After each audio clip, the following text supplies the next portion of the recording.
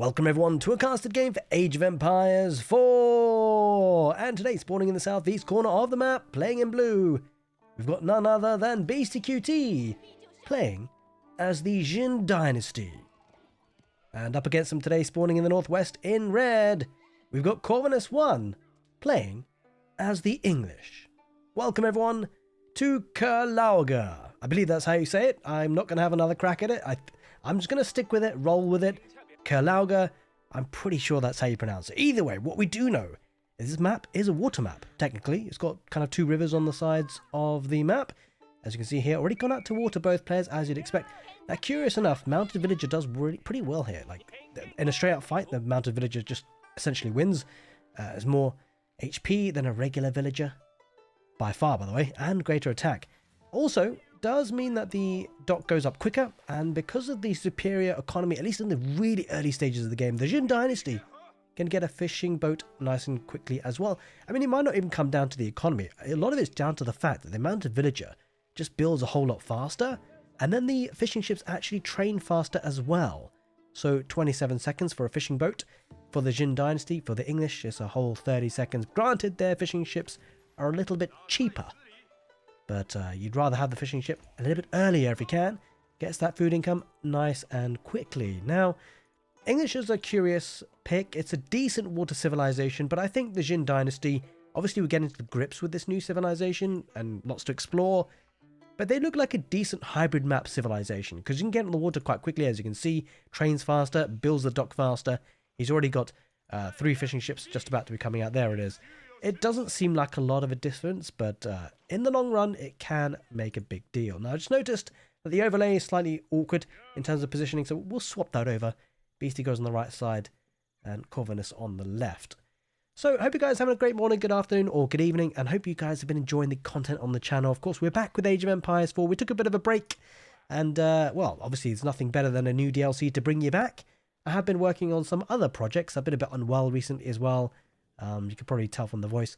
And yeah, I've been working on a couple of other projects, YouTube projects as it happens, as well as in real life stuff as well, getting in the way. But it is what it is. But yeah, I'm excited to see the Jin Dynasty a little bit more. And of course, I believe we're going to have another DLC later on in the year, if I'm not mistaken. So that's certainly exciting. Now, this map is a curious one, because whilst we've got the fish and the rivers, you've also got deer camps quite close to home, as you can see here, which I suspect Beasty will take later on. Corvinus managed to push his in with his scout. So a good bit of food income that way. One thing to consider, golds are relatively awkward, at least the starting ones. Both of them are far forward. Do you have a second gold to retreat to if you need to? That's something to bear in mind, because obviously without that back gold, it would be disastrous, right? It would turn into a game where the more aggressive you are, essentially you're probably going to be a lot more likely to win, which is generally a rule of thumb anyway, sort of. But, you know, if you push off your front gold and you don't have the back gold to go back to, you're in trouble. Speaking of which, interesting enough, it's going to be the Council Hall. We don't see this all that often, but this is interesting. Going to be putting some pressure nice and early. Flower Pagoda for the Jin Dynasty. Of course, each civilization can pick up to 2 landmarks, and just so happens, Beastie today going with the Flower Pagoda rather than the Great Pasture. Now, this is going to be cool because it's going to increase the gather rate of villagers and the attack speed of non-siege military units in the Flower Garden. Now, it's a kind of activatable ability, as you can see here. Place it down, and it actually lasts pretty much forever until you place a new one. Kind of curious, and yeah, it's nice, a little bit of a boost of the economy, and also a little bit of a boost to the fight that might be happening later on. Now, the race to the Feudal Age means, well, you're going to be able to produce some military ships. Looks like Corvinus will get there first, but his economy isn't as strong. As you can see, he's kind of struggling on food a little bit. Yeah, it's an awkward one because he's actually going with 7 villagers on the building as well. And that means less villagers actually gathering food, right? So he gets to the next stage, he can afford a galley. But I wouldn't be surprised to see, I mean, if Beastie gets a sprinkled ship, then it's all curtains, right? A junk. It's all problematic here for sure. And there it is, yeah. He's going to go for a war junk, and he's called it. That means that Corvinus is going to be under all sorts of pressure. He might want to try and go for a demo potentially after this, but he's going to struggle to afford everything, right? Especially if he's thinking about getting longbows at the same time. He hasn't actually made one just yet, but I suspect he will before too long. There is the first galley. Now, it does push the fishing ships away for a little while, so a bit of idle time, but it's not going to be long before the springle ship pops out, and then this galley is in all sorts of trouble. Villagers now coming out to the wood, and he's actually gone for the flower garden, as you can see on the wood line. He's going to increase the gather rate of wood that way.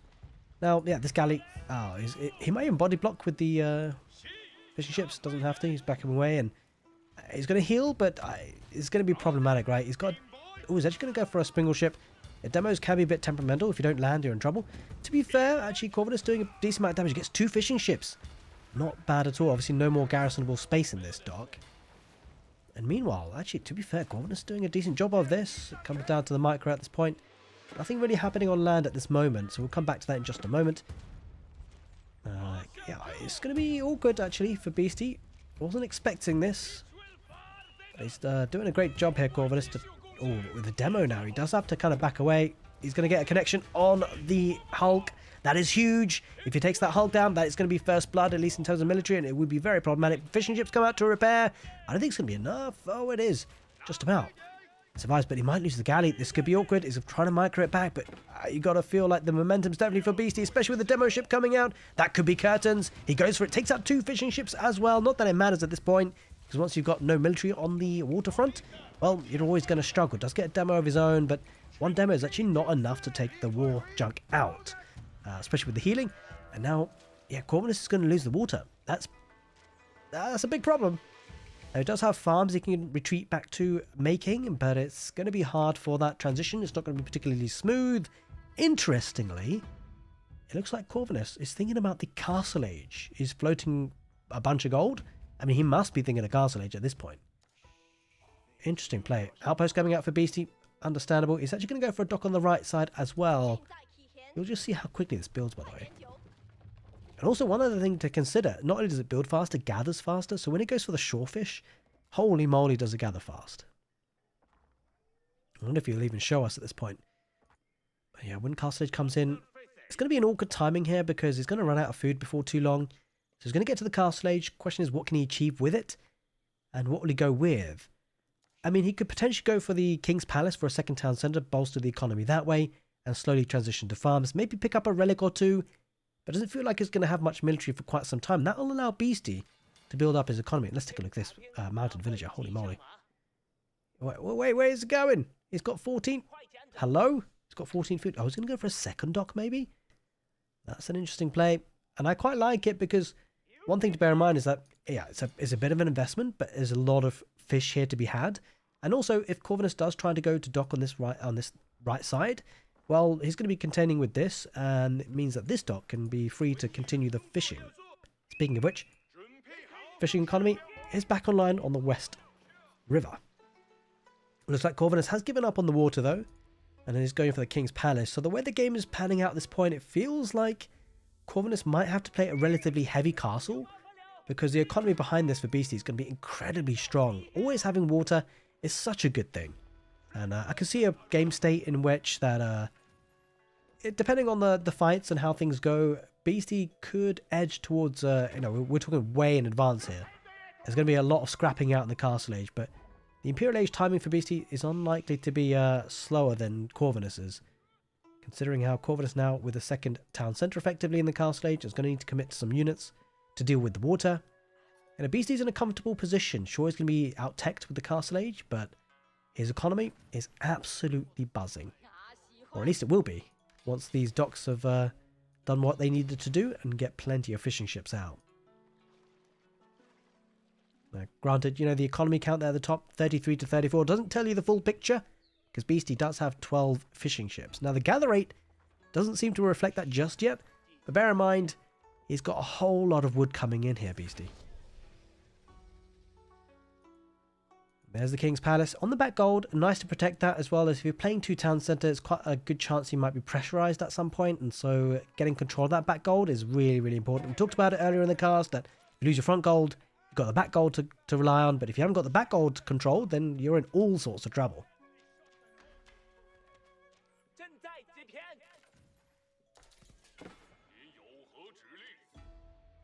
It does get an outpost here, Beastie, but it's a bit of an awkward spot, right? No emplacements in it either, so we can't really gather gold easily. There is an iron pagoda, but 3 spearmen going to be pushing that away. Does deploy the palings as well.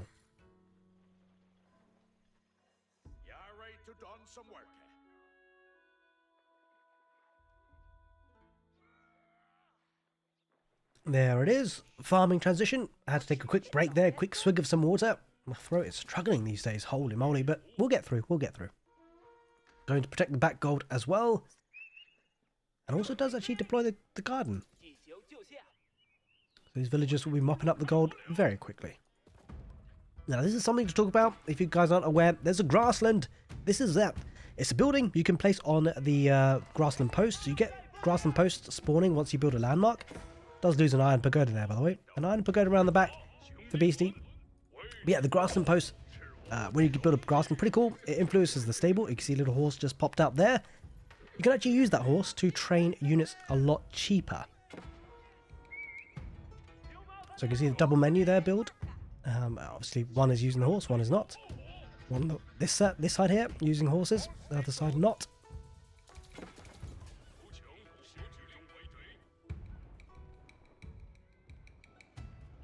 Just saw the horse being used up there as well. A cool thing as well is when you do have more horses, it does actually increase the HP of your melee and ranged cavalry. +2 for the melee, +1 for the ranged. It won't matter for now because that grassland been taken out by the torch damage.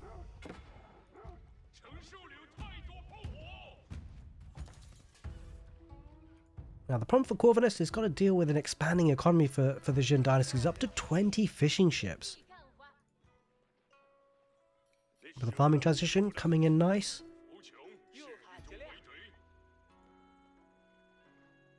It's a tricky one. Corvinus is floating a decent amount of gold, but getting some all-important upgrades now. Kind of battling in the middle. I guess the thing to think about is relics, right? Because Corvinus got there to the castle age a lot quicker. Hasn't really been able to capitalize on any relics, though. Does he even have a monastery yet? He doesn't. So it's going to take some time. Trouble is getting control of the relics. They're a bit awkward. They're on the sides of the map, and obviously there's a lot of ships, so as soon as Corvinus tries to make a dash for the relics, Beasty will be aware of that. And it's got the iron pagodas, essentially a feudal knight, if you like. It's pretty cool to have that in your arsenal. What I think is really kind of a little bit awkward though for the Jin dynasty is they don't actually have an archery range, which means against spearmen they kind of struggle, it seems. Because you can't really go for the Mohe tribesmen. The Mohe tribesmen, by the way, if you're not sure, they're a feudal age horse archer, if you like. The reason why they struggle against spearmen is because, well, if they got archers behind the spearmen, well, the archers will absolutely kill you. So sure, like on and in itself, you know, Mohe tribesmen might do a decent job against spearmen, but when archers are involved, it's a whole different picture. Speaking about a whole different picture, this is a massive raid here for Beasty. Getting 2 villagers doesn't quite get the third. Oh, he will get the third in the end. Oh, wait. Oh, he didn't. He didn't get it in the end. Managed to garrison his side, but this is worthwhile raiding. And it causes a decent chunk of idle time. Spearman coming out, but... Oh, he might actually get the... Yeah, he does get the torch damage on that. He does finish that off. I mean, ultimately, there's a couple of units, a couple of villagers being killed. Not too shabby for Beasty. Probably a worthwhile trade after all. This is certainly a problem. He's body blocking with the fishing ships. I mean, there is healing coming out, demo coming out. He probably does deploy that. I can imagine he does. Gets rid of the spearmen. Thank God there's no friendly fire on that. Otherwise, that would have been devastating. And Beasty gets to the castle age and he goes up with the Dragon Pavilion. Now, this is a cool landmark, by the way. You can train the emissaries for significantly cheaper. And also, it actually gives you a free spawning of the, well, basically research of the Menjan Muke defense emplacement. Essentially, units come out, they spawn, and they come out when the enemy gets in range of this. The bigger thing is certainly the emissaries. And the emissaries are probably on their way to the trade post to then make these into tributaries. And that will give you spawning of farms and peasants. So farming transition comes a little bit smoother that way, or at least food income certainly expands. Seems to be on the way. No, wait, is he just hiding out? What's up with that? Oh, big walls coming up from Corvinus. Now, any relics being gathered? That's the big question. Not yet for either player. By the way, the other ability is indeed Bribe. It's a pretty cool one, actually. It's almost like a Wallalow, but instead of a full Wallalow, it doesn't convert your enemy units to your side. It just makes the enemy units neutral, so the neutral units can attack anyone. It's a pretty cool mechanic, actually. Did he feel like this was a monk or something? Kind of went to the relic, almost thought about getting it or something. I'm not too sure what happened there, but He's now making his way to the trade post at least. Springald comes out, so we'll look to try and range the military ships. It does get one in the end. Nicely done. And gets a fishing ship on the retreat as well. Not too shabby. Going for this trade post. And this is not a bad map for this actually, because the trade posts are so far away from each other that actually it's difficult for commoners to deal with both. And these are the Mohi... Oh wait, yeah, these are the Mohi tribesmen behind that. Well, not going to fare too great underneath this. Does cause a bit of idle time at least. There is the first farm popping out. Feels like Beasty got a good control on the map actually as it happens, and should be able to pick up a good chunk of these relics. Does he have a monastery? In fact, he's got a double monastery. So yeah, certainly going for it. It's a bit tricky for Corvinus as well to get on the map with mass infantry like this. He doesn't really have the mobility. Of course, he's getting the walls on the left side just to make sure he's a bit more safer. He feels a bit more confident moving out that way.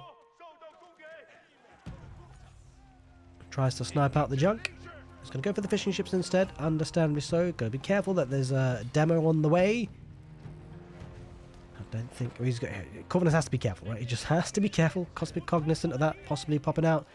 Do you guys remember the days when the demo ships were absolutely insane and like you could detonate from a mile away and it causes all sorts of havoc? It was crazy times. I kind of miss them though. The ram unable to take down the dock, so Beastie's fishing would continue. To be fair, there's nothing fishing happening here. It's mostly down in the southern part of the river. Let's try and raid around the side. And then the Mohe tribesman should be able to pick off a villager. Oh, doesn't quite manage it. Managed to react in time here, Corvinus. Yes, it's looking a bit awkward for Corvinus. He's in a position where he's always having to react. And here now comes a bit more of a farming transition. Doing it with the mounted villagers, they'll build faster and also gather faster. A good chunk, 90% faster. Oh, spearman. Oh wait, he's got two emissaries. He could go for the bribe. There it is. He's going for it. Wait, Corvinus, you need to get out of there. He's sticking around. And look at that mass bribe. Holy moly. Took a whole bunch of the longbows and spearmen, made them neutral. Good job he did, to be fair, because there's not much here in the way of defending for Beastie. Despite having plenty of units, they're kind of trapped here, fighting on the left side. And here come the Menjan Muke. To be fair, that should be able to clear things up. He's also deployed the flower garden, increasing the attack speed a good chunk. There we go, 25% faster. And also, this is where the horses come into play. It's got a bit of a buffering on that as well. Quilted armor, as an upgrade, reduces the bonus damage coming in by 50%. That's a big deal. This is a nice position for the Dragon Pavilion, I gotta say. Nice bit of bribery there from Beastie. Gotta say, that does turn things quite significantly. Now, it is on a cooldown, but these guys, you know, they don't have to carry a relic or anything like that. There's no, like, downside to using it as such. Sure, it's on a cooldown, but you don't have to pay for it. So, oh, you do have to pay for it. Okay, fair enough. To be fair, that makes sense. You probably do have to pay for a bribe, you know. But 125 gold, it's, okay, it's a decent chunk, but if you can convert some units with it, definitely worth it. Looks like it's going through with two more as well. The cooldown is still there for one of them. Moho Tribesman and Iron Pagoda. A strong combination, it seems. I mean, ultimately, you can't go Knight Archer anyway, because the Jin Dynasty just don't get archers. Looks like it could be a man-at-arms switch here for Corvinus. Not a bad approach. It makes the Moho Tribesmen a little bit less useful. Iron Pagodas, though, they do not want to get near the Spearmen, and the Moho Tribesmen are doing a great job here. Bribes comes on out. Will he be able to get a couple more units? He doesn't get any that time, I'm afraid. So, to be fair, that was a bit of an investment. 125 gold times 2. Big chunk of resources not being able to be... it didn't pay off, basically, but... That was a good attempt. Hey, if it works, it works, and you're in a good luck. But when it doesn't, it's a bit of a hit. Man-at-arms, they're in small numbers, so the Moho Tribesmen should be able to deal with that. Go for the villagers instead. Iron Pagodas as well. Mostly raiding. Oh, Springald rather, taking out the military. But yeah, he's still fishing around the back. We talked about that earlier in the cast, that Corvinus is going to be dragged towards this dock, when really... It's kind of like a buffer for Beastie. Doesn't really mind if he loses it. I mean, I'm sure he does mind, but it's something he can wiggle with, right? Especially when you think about the farming coming in from the tributaries. It's certainly very, very useful. Just to let you know as well, especially for this game, it does increase the villager limit of the mounted villagers by +3. Usually you can only get 20, but with the tributaries, you should be getting an extra 3. So I think you should be able to get 26. Yeah, there we go. 26 in total. Standard is 20, but 3 for each tributary post. He's in a good spot. Go for the Pagoda Forest. He's actually going to get to the Imperial Age. We did talk about that earlier in the cast, just the way the economy is set up nice and early. Man, the Beastie is always going to get to that Imperial Age likely a little bit quicker. Now, Corvinus has got a decision on his hands. He's behind on military. He lost a couple of fights, and, well, he either has to go for an all-in Castle Age play, or he might think about the Imperial Age himself, but that does leave him a little bit vulnerable. But as the English, defensively, it's possible he could survive, but it will be very tough. Because the sheer number of units that's going to be coming out for Beastie now is probably going to be unrelenting. Granted, the economy is not bad for Corvinus. He's also got the Pagoda Forest to retreat to. Good go for a Wallaloo, by the way. It's such a cool mechanic. So you can garrison up to 3 monks, and the more monks you get, the larger the conversion radius of the Wallaloo. And it does have up to 3 rings, I believe. The inner ring goes, it triggers off a lot quicker. The outer ring, the outer rings trigger off quicker, so you've got more time to get away from that. Wait. Okay, no, it's the inner ring that's quicker. I got it right the first time. Shouldn't have doubted myself. Yeah, the inner ring goes away quicker, so you should be able to get out of there. The outer ring, though, lasts a bit longer, so you always got to be a bit careful. You got to get out of there, though. Pretty sure I said that the right way around. Either way, I'm sure you guys get it. Either way, here comes the bribes. Gotta go for it. He might be able to get something this time. I think he does. Oh, only a handful. Just 2 man-at-arms. Not the end of the world there for Corvinus. Go for a keep as well to try and put pressure on the middle gold. Because there is only one 8,000 gold vein tile. Just gonna try and torch this down. Could trigger the Wallaloo here, Beastie. It might as well, actually, to be honest. Could be a good option for him. Could also drop the Flower Garden. Has got both sacred sites. So 10-minute timer is ticking. Now, Corvinus has got many more units. That's because he didn't have to invest in the Imperial Age, of course. But these are Imperial Age units with the elite horsemen. There he goes. There's the Wallaloo of the Pagoda Forest. It's going to happen. The yellow circle. Oh, he gets a couple of man-at-arms. Not bad. And in the outer circle, a bit more. And a couple of spearmen join the forces. Now, it does have a long queue for this. Like 7 more minutes, I believe it is. Yeah. That cooldown is pretty hefty, but hey, it helps. It's a pretty cool mechanic. Ram should be able to deal with this now. I think Beastie's going to have to retreat. This fight is looking good for Corvinus. The question is, can he hold it up long enough to do significant damage? That's what he's really got to do. Because the longer that Beastie can hold with better units, it's going to be putting him in a really good position. He just has to hold for as long as he possibly can. Here comes a bombard. That's going to help with a bit of range. Yeah, I think Beastie doesn't have to dive in. He needs to wait for the longest possible time. But I love the play by getting the outpost for Corvinus. Going to extend the network of castles bonus. Bombard firing away. But Beastie, it looks like it's go time. He's thinking about it. He's going to go for a surround. Muki emplacement units coming out too. Flower Pagoda gets dropped, so the attack speed will be increasing. Bribes come out as well. This could be good for Beastie. He's going to do it. He's going to bribe a whole bunch of units. Man-at-arms, crossbows included. And this fight has turned really quickly. It looks like Beastie should get the upper hand. He's got plenty more units, and Corvinus going to have to retreat. But what is he going to retreat to? This felt like an all-in play in the Castle Age. There's no way. I mean, he could potentially go for the Imperial Age, but it's a huge investment. Maybe he has to go for a Panic Berkshire Palace. That's an option for him. The other option is just to replace the army, but then where do you go from that? Win the next fight? He has to. Because if he doesn't win the next fight, he doesn't go to the Imperial Age, he'll forever be stuck in the Castle Age. Just needs a little bit more food, but he's so weak in the army right now. Oh, he's spending. The food income is not rising. It looks like he's making units. He's trying to hedge between the 2 options, I think. Going to lose the rams. Oh, that's wasted resources, and villagers going to be absolutely slain. Just like Corvinus thought about Imperial Age, got caught in 2 mines, but pushing and Imperial Age at the same time is always going to be tough. And Beastie managed to bribe his way into a good fight in the game, obviously. Back at home, his economy completely untouched. Beastie going to ride on in. He's got hand cannoneers, or eruptors, I should say. The unique unit for the Jin dynasties, wrapping around the villagers. Commoners, it's got resources in their bank, but it's of absolutely no use. You need units, you need Imperial Age, but it's not going to be enough. It looks like Beasty is just going to surround the production. Doesn't look like there's any way back here for Corvinus. It certainly looks like an uphill struggle, especially once the farming economy is idled. And these horsemen, they'll be hovering around forever. English farms, they're not working, or at least most of them won't be in a second. Sacred Site Timer is activated behind all of this, by the way, just to make things a little bit more miserable for Corvinus. And he keeps the flood. That's all Beasty needs to do at this point. Keep flooding. There it is. GG gets called. In the end, English just not quite enough in this play. Nice bribing, though, from Beasty in the game, obviously. Hope you guys enjoyed this game. And if you did, by the way, make sure you give the video a thumbs up. More importantly, if you want to find out more about the Jin dynasty, you probably want to watch this video. I'll leave an end card on your screen right now because it's going to lead you to an overview video, only about 8-9 minutes, of all the things you need to know about the Jin dynasty. Either way, take care and see you next time.